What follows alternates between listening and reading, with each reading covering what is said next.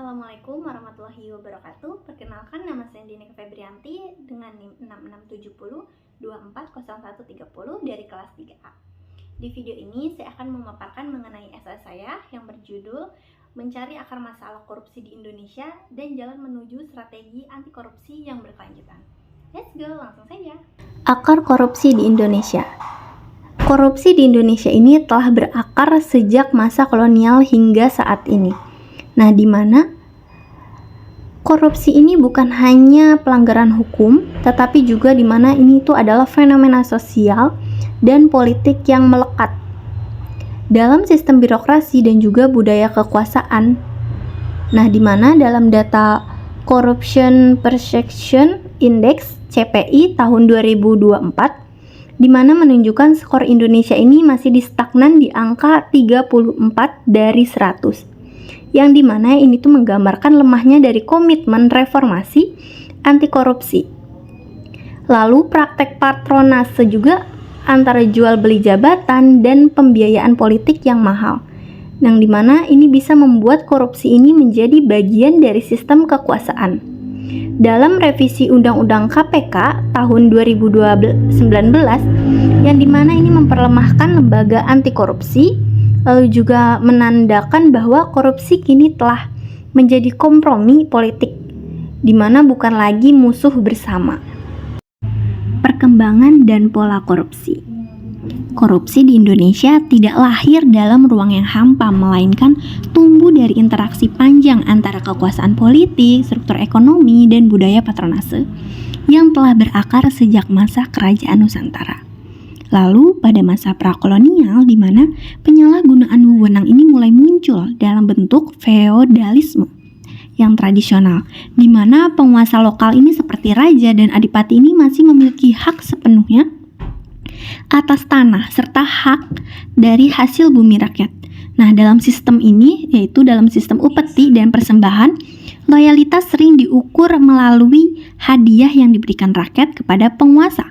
Walaupun belum disebut sebagai korupsi yang secara hukumnya ini modern, di mana sistem ini membentuk hierarki kekuasaan yang memfasilitasi penyelewengan sumber daya oleh elit lokal sebagaimana dijelaskan oleh Reksodi Putra. Inilah akar budaya patrimonial, di mana jabatan dianggapnya sebagai sumber kekayaan pribadi, bukan sebagai dari amanah publik. Lalu kita memasuki masa kolonial Belanda. Korupsi mulai mengalami pelembagaan yang lebih sistematis saat VOC beroperasi pada abad ke-17 hingga akhir abad ke-18, di mana praktek suap, gratifikasi, dan monopoli ekonomi ini menjadi bagian dari sistem administrasi kolonial, di mana gubernur jenderal dan pejabat lokal yang diberi kebebasan luas dalam mengelola tanah serta perdagangan rempah yang seringkali digunakan untuk memperkaya diri. Lalu sejarawan yaitu Ong Khowan dan Multatuli dalam karya Max Havelaar menunjukkan bahwa pejabat Belanda dan juga bupati pribumi bekerja sama saat mengeksploitasi petani melalui sistem tanam paksa atau kultur stelsel. Lalu VOC juga akhirnya mulai bangkrut pada tahun 1799 akibatnya korupsi internal yang lebih parah lagi, yang dimana menunjukkan bahwa praktik korupsi ini telah menjadi bagian dari struktur ekonomi dan politik. Jauh sebelum Indonesia merdeka sudah ada praktik-praktik politik. Lalu masuk ke setelah kemerdekaan, di mana masa Orde Lama antara tahun 1945 sampai 1999, di mana gagal juga menghapuskan warisan kolonial tersebut. Korupsi yang justru menjadi tumbuh subur di tengah upaya membangun negara baru. Sistem birokrasi warisan Belanda ini masih tetap dipertahankan tanpa adanya reformasi mendasar. Menurut dari laporan Komisi 4 Soekarno pada tahun 1960, di mana mencatat banyak pejabat sipil dan juga militer terlibat dalam penyeludupan, penggelapan devisa, dan penyalahgunaan wewenang pada perusahaan negara. Lalu juga lemahnya ekonomi serta gaji pegawai yang rendah membuat korupsi ini dianggap jadi wajar. Lalu menurut Warburton menggambarkan korupsi masa kini ini sebagai bentuk korupsi bertahan hidup, bukan semata untuk kemewahan, di mana inflasi ini sudah mencapai 650% pada 1965. Menurut data BPS, menggambarkan betapa rapuhnya kondisi ekonomi pada saat itu. Lalu juga pada masa Orde Baru antara tahun 1966 sampai 1998, di mana korupsi berubah menjadi sistematis dan jadi terpusat. Soekarno membangun kekuasaan yang memadukan militer, birokrasi, dan penguasa dalam satu jaringan patronase politik. Korupsi tidak lagi dilakukan secara individu, melainkan menjadi bagian dari sistem pemerintahan yang diatur, yang dimana tujuannya untuk menopang kekuasaan itu. Lalu dimana menurut Richard Robinson menyebutkan sebagaimana kapitalisme birokratik, di mana negara digunakan sebagai sarana memperkaya kelompok tertentu. Di mana dalam kasus besarnya juga seperti Pertamina di bawah kepemimpinan Ibnu Sutowo, yang dimana itu menjadi contoh nyata. Dengan sedikit pengawasan publik, Pertamina ini jadi menanggung utang hingga 10 miliar dolar Amerika pada tahun 1975, yang kemudian ditutupinya dengan dana negara. Lalu, menurut Transparency International mencatat pada akhir masa Soeharto, Indonesia ini termasuk negara paling korup di dunia dengan skor CPI 1,7 dari 10. Di mana krisis ekonomi Asia pada tahun 1997 ini menghancurkan sistem ekonomi Orde Baru dan mempercepat kelanjutan kejatuhan Soeharto. Masuk ke masa reformasi tahun 1998, di mana mulai membuka harapan baru, tetapi korupsi justru bertransformasi menjadi lebih tersebar. Desentralisasi melalui Undang-Undang Nomor 22 Tahun 1999, di mana memberi kekuasaan besar kepada daerah tanpa pengawasan yang memadai. Korupsi pun mulai meluas ke tingkat lokal. Nah, di sini menurut data atau berdasarkan dari laporan ICW tahun 2024, sepanjang tahun 2023 terdapat 791 kasus korupsi dengan kerugian negara mencapai 28,4 triliun rupiah. Sebagaimana besar pelaku berasal dari pejabat daerah seperti kepala desa dan anggota DPRD. Lalu ada juga contoh yang paling menonjol adalah kasus korupsi dana desa di Kabupaten Pamekasan dan kasus proyek BTS Kominfo yang melibatkan Menteri Kominfo yaitu Johnny G. Plate.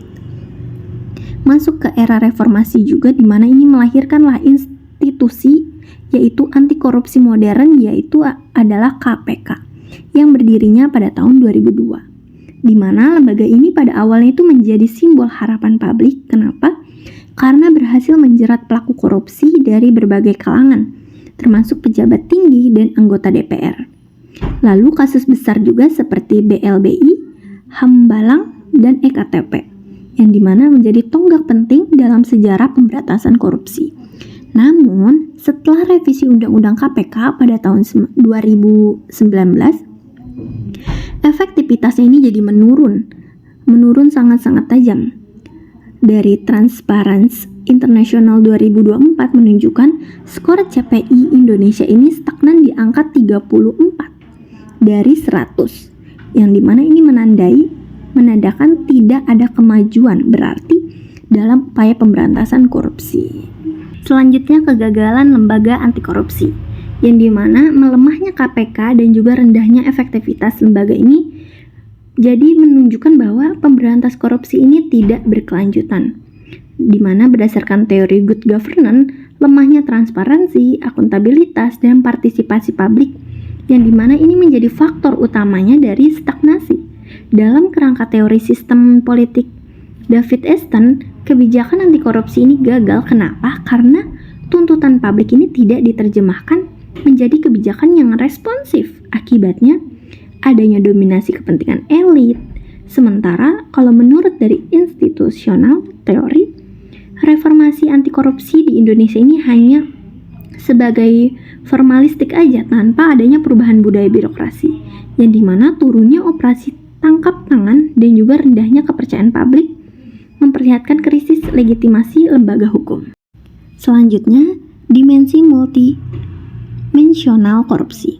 Korupsi di Indonesia merupakan hasil interaksi antara dimensi politik, ekonomi, hukum, sosial budaya, dan etika pemerintahan. Politik transaksional dan biaya politik tinggi memperkuat korupsi kekuasaan. Ekonomi rente menciptakan ketimpangan, hukum tidak konsisten, yang dimana ini jadi tidak menegakkan keadilan, budaya patronase menormalisasi penyimpangan, dan lemahnya etika pemerintahan menghilangkan tanggung jawab moral aparatur. Oleh karena itu, pemberantasan korupsi tidak bisa hanya bersandar pada hukum, tetapi juga harus memperbaiki nilai moral dan budaya, integritas publik di seluruh lapisan masyarakat. Selanjutnya, strategi dan kesimpulan. Strategi anti korupsi berkelanjutan ini harus berakarnya pada sistem integritas nasional atau SIN yang menekankan sinergi antara reformasi struktural, transformasi kultural, dan pembangunan sosial ekonomi. Dalam reformasi struktural itu mencakup penguatan hukum dan lembaga pengawasan. Untuk transformasi kultural itu harus menanamkan pendidikan integritas di mana itu sejak dini. Dan yang terakhir, reformasi sosial ekonomi ini harus menumbuhkan kesejahteraan serta partisipasi publik. Nah, dengan adanya mengintegrasikan nilai-nilai Pancasila, kejujuran, dan keadilan sosial, Indonesia ini bisa dapat membangun ekosistem pemerintahan yang bersih, lebih transparan, dan berkeadilan sosial bagi seluruh rakyat Indonesia. Sekian dari pemaparan esai saya. Mohon maaf bila ada kata yang salah. Wassalamualaikum warahmatullahi wabarakatuh. Bye-bye.